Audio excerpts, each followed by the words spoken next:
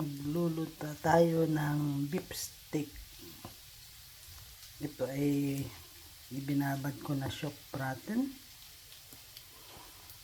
May bawang, paminta, soy sauce, kunting magic sarap, soy sauce, at konting salt. Binabad ko yan ng mga 2 oras. Yan, nagluluto ako ng sibuyas hanggang mag-brownish ng konti yung ating sibuyas.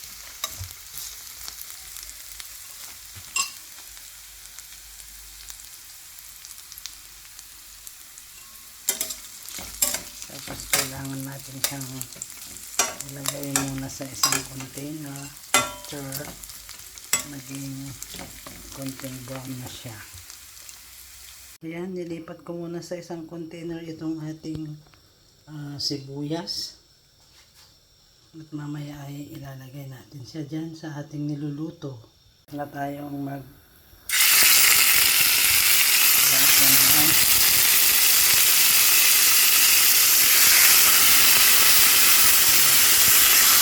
ayan na yung ating binabad na karne. Kailangan natin siyang lutuin na prito konti.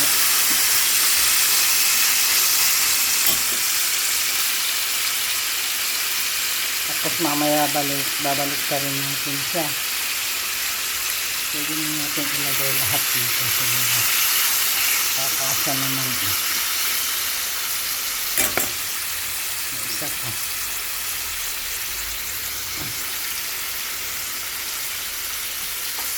Slice na yan. Mamaya tingnan natin.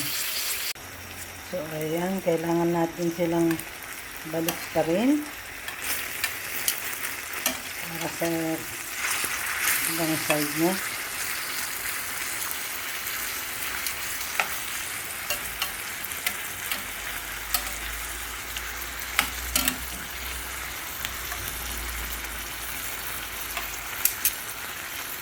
Bango.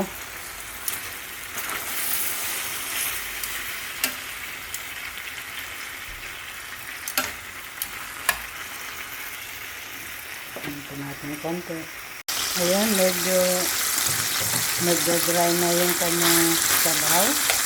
Ngayon, para mas lalong lumasa yung ating pinagbabaran, ilagay natin siya.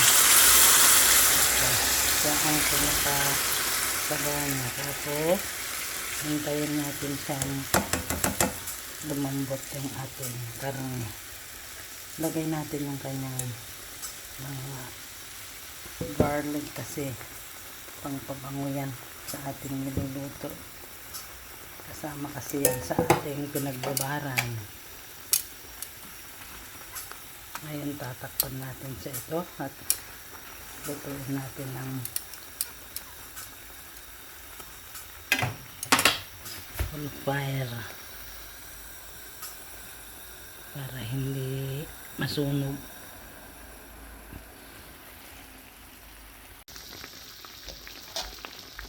Takpan natin siya para lumambot.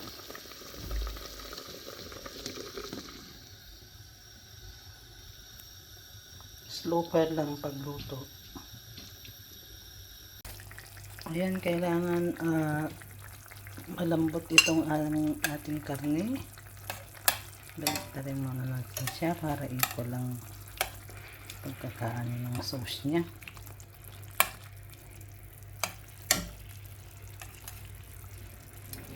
Lahat siya baliktarin kasi kukunti na ang kanyang sabaw. Kailangan ilagay na rin natin itong ating prinitong swivel or onions. Ganyan ang ginagawa ng mga nagluluto ng beef steak. Kailangan lumasa din siya.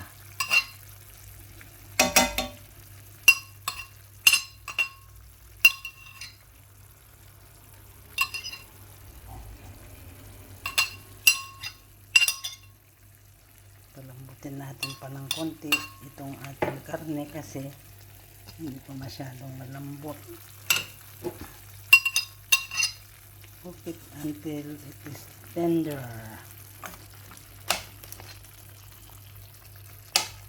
Wow, kalami, kayami, sarap, sarap yan.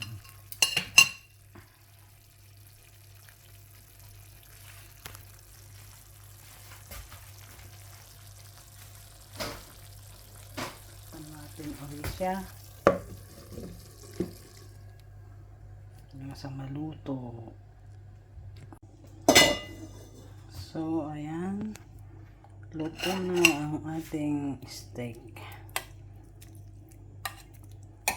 That is leka, masarap. Of course, ito ay Filipino food, which is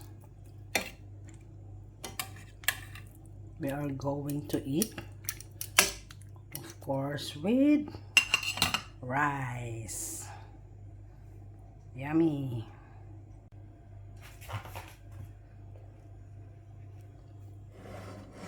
Yummy.